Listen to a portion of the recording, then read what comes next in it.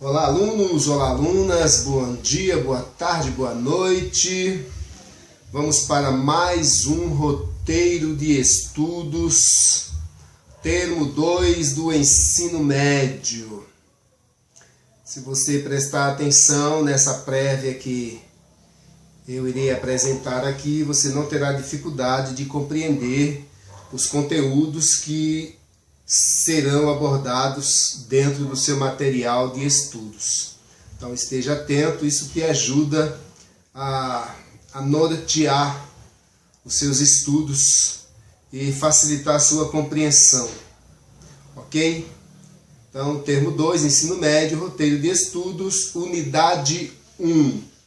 A carta de leitor na mídia impressa. Nesta unidade será abordado o modo de organizar uma carta de leitor e ainda o que é preciso considerar se quiser que sua carta seja publicada. Não é simplesmente escrever para uma redação, tá? É saber escolher e organizar a estrutura dessa carta para que ela seja selecionada e seja encaminhada para a redação, ok? Para ser colocada lá no jornal, conforme a sua necessidade. Tema 1. Uma história de leitores e cartas. Está lá na página 9 do seu caderno de estudos. Nessa temática, esse gênero textual será abordado focalizando tanto algumas finalidades no seu cotidiano, como as diversas situações nas quais hoje em dia esse tipo de comunicação à distância é utilizado, né?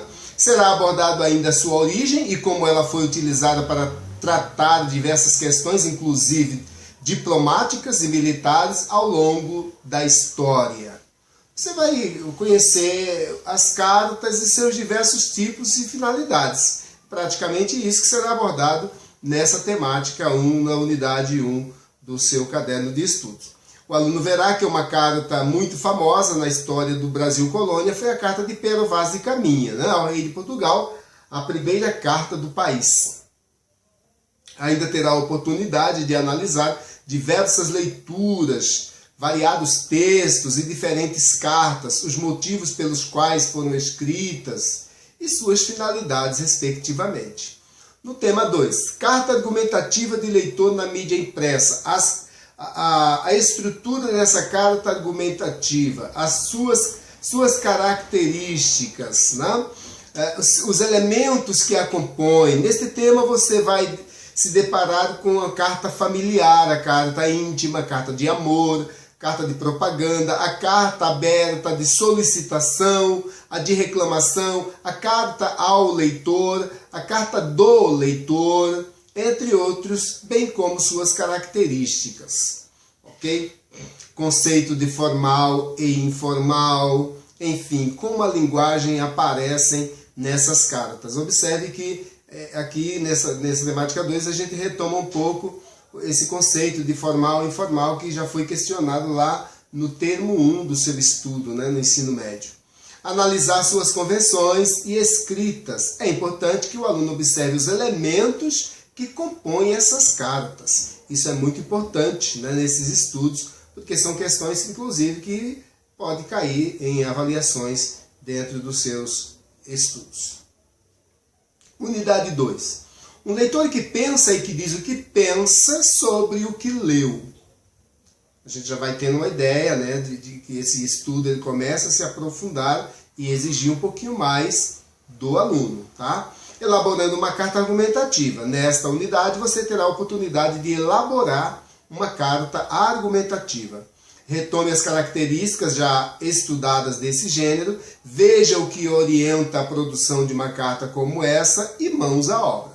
Aqui também será abordado o conceito de coesão, que é muito importante na elaboração de qualquer texto, principalmente numa carta, para que se entenda o que foi dito, para que haja harmonia entre as partes, quem escreveu e o leitor, para que haja, né, essa interação, essa harmonia entre o que está sendo lido e a pessoa que lê, para que haja esse entendimento. Aí dentro desse contexto, nós temos a pessoa que escreveu, ela tem que escrever se colocando no lugar da pessoa que vai ler. Compreende isso? E então a pessoa que escreveu, o conteúdo da escrita e a pessoa que está recebendo essa carta para a leitura. Ok? Tema 1. O que caracteriza uma carta argumentativa de leitor? Quais são as suas características? Nessa temática, o aluno irá retomar o que aprendeu sobre as cartas argumentativas de leitor e analisar suas características, ampliando um pouco mais os estudos relativos a esses aspectos, além de ser orientado sobre como redigir e revisar uma carta argumentativa de leitor, além de identificar a diferença entre uma carta argumentativa de leitor e outras cartas. Analisar também, você não pode deixar de analisar e fazer as leituras de algumas cartas no material de estudo para aprimorar seus conhecimentos sobre o tema e se aprofundar cada vez mais neste estudo.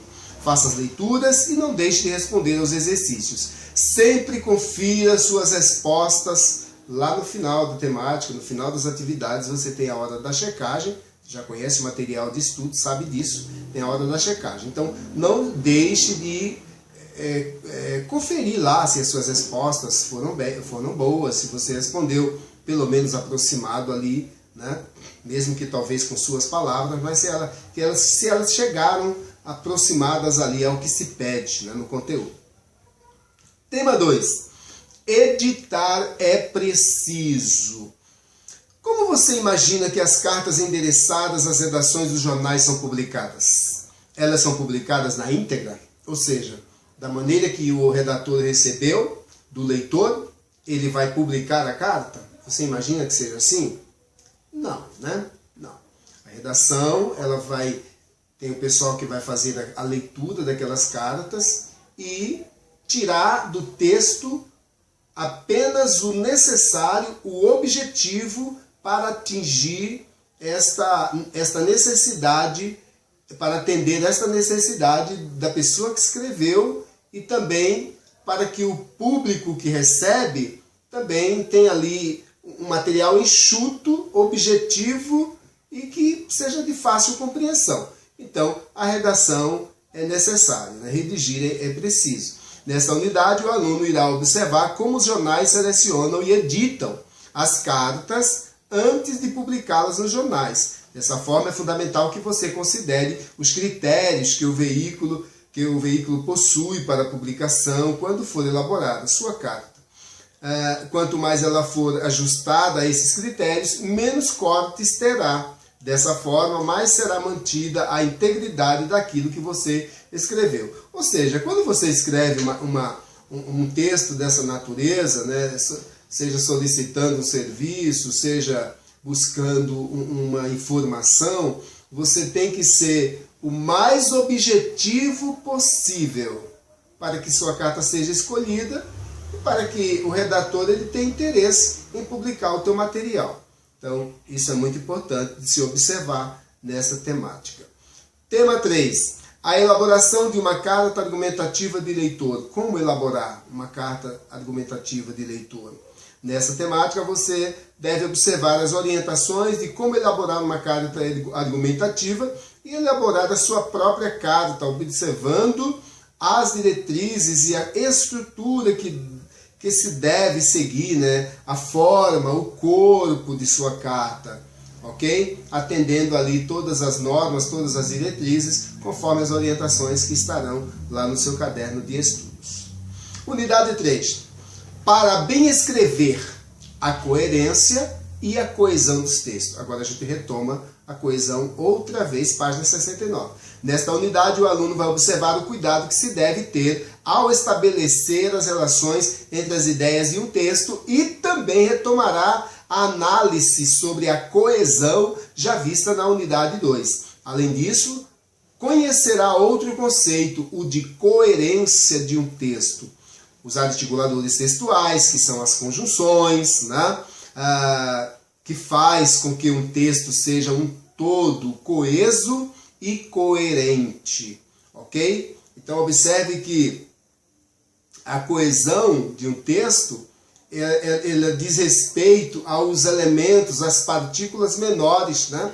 Dentro dos textos, entre termos, né?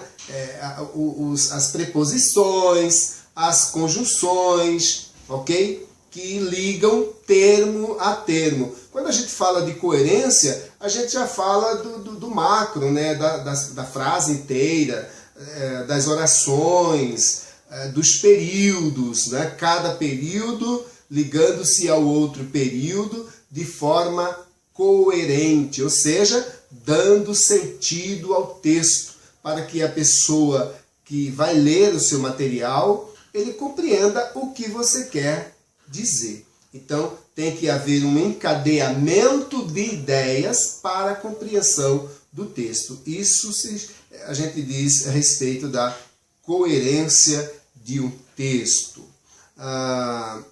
Nessa temática será abordado que um texto precisa, quais elementos constitutivos para que o mesmo cumpra a sua finalidade comunicativa. O que é a coerência, então?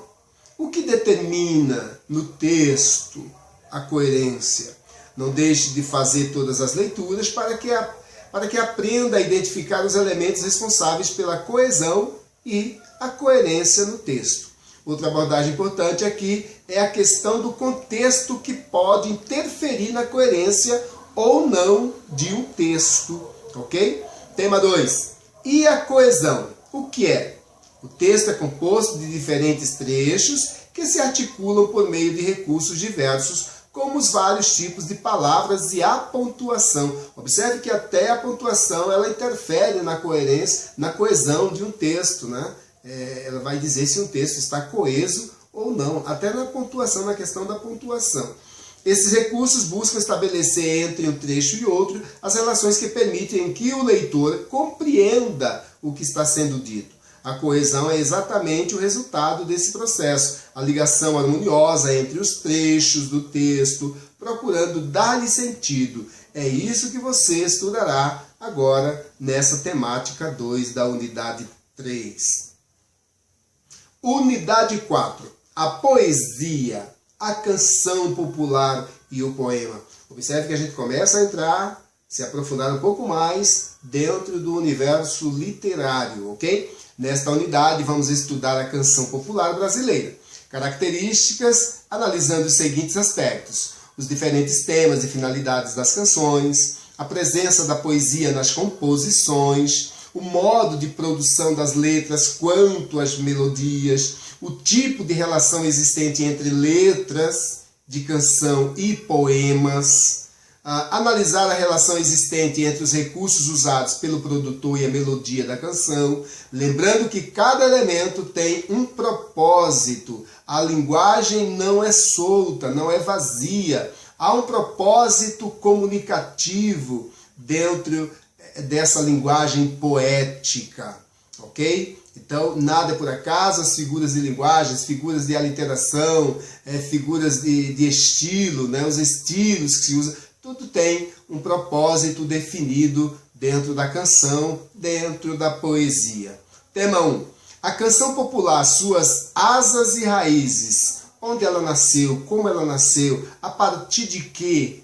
Você vai prestar atenção nessa temática, porque nós vamos abordar estas origens, estas raízes, ok? Nesta temática será abordadas as raízes e asas da canção popular, como e onde ela surgiu, estão veiculadas e como elas estão inseridas na vida e no cotidiano das pessoas. Seu propósito comunicativo e os objetivos diversos, desde acalentar um bebê recém-nascido a acalmar um coração sofrido. Parafraseando aí, olha só que interessante, né? Seu propósito comunicativo e os objetivos diversos, desde acalentar um bebê recém-nascido, ao acalentar ou a acalmar um coração sofrido. Instigar a rebeldia ou simplesmente levar o ouvinte ao mundo que lhe convém, porque a poesia tem poder para tudo, mas também fazer com que quem a faz e quem a ouve venha expurgar seus anseios mais diversos. Pode-se dizer que as canções revelam diferentes maneiras de perceber e interpretar o mundo. Cada pessoa, ao entrar em contato com elas, vai elaborando sua própria visão desse mundo e constituindo sua própria maneira de compreendê-la, de compreendê-lo e interpretá-lo. A canção nada mais é que a palavra cantada, uma natureza encantada. E se você parar um pouco para prestar atenção no seu dia a dia, nós vivemos cercados, né, pelo universo poético no nosso dia a dia. Pare só um minuto para prestar atenção um pouco ao seu redor e você vai descobrir essa maravilha, ok? Tema 2. O parto de uma canção. Como nasce uma canção? Quem nasce primeiro, a melodia ou a letra? Será que elas podem nascer juntas? Como acontece a criação desse tipo de obra? Nessa temática, esse será o seu norte, descobrir como nasce a canção. Certamente ela nasce no coração apaixonado, amargurado, revoltado, mas, aprofundando seus conhecimentos, vai perceber que ela nasce de diferentes modos. Há, por exemplo, os poemas que virou canção. As leituras são muito importantes para a sua compreensão. Não seria exagero dizer um poema, uma melodia, uma canção. Aliás, não seria exagero dizer um poema, uma canção, uma melodia, uma canção parida. Você verá alguns poemas que se tornaram canções. Alguns retratam situações da vida social e outras denunciam a opressão. Não deixe de ler A Rosa de Hiroshima, ok? De Vinícius de Moraes. Acorda Amor, de Leonel Paiva e Julinho de Adelaide. Alô, Alô Marciano, de Rita Lee, entre outros. Essas são leituras obrigatórias. Você precisa fazer a leitura e fazer a sua possível interpretação de texto. Então, preste atenção nessas que eu acabei de citar, porque elas são importantes para os seus estudos. Tema 3. As múltiplas vozes das canções. Nessa temática será abordada as múltiplas vozes que aparecem na canção. Recursos linguísticos, a metáfora e outras figuras de linguagem. A aliteração são recursos extremamente importantes na análise da canção, da poesia, do poema, etc. Eles têm algo a dizer, há uma mensagem implícita, escondida nas entrelinhas, e você precisa perceber a ideia implícita nesses recursos. Esses recursos utilizados dentro da poesia, dentro da canção, dentro da música, não estão lá por acaso. Eles têm algo a dizer. Há uma expressão da alma do artista, do poeta. Há uma expressão lá dentro de sua alma e ele quer transmitir através desses recursos. Então, são análises que precisam ser feitas, ok? Então, preste atenção nisso quando se deparar com essa temática. Unidade 5. Resumir para estudar. Página 120. Nesta unidade, você estudará como elaborar um bom resumo acadêmico. O que é, para quê e como resumir um texto. Nessa tarefa serão apontados os procedimentos e métodos que o aluno deve utilizar para fazer um bom resumo, bem como saber selecionar as partes mais importantes que determinam a ideia central.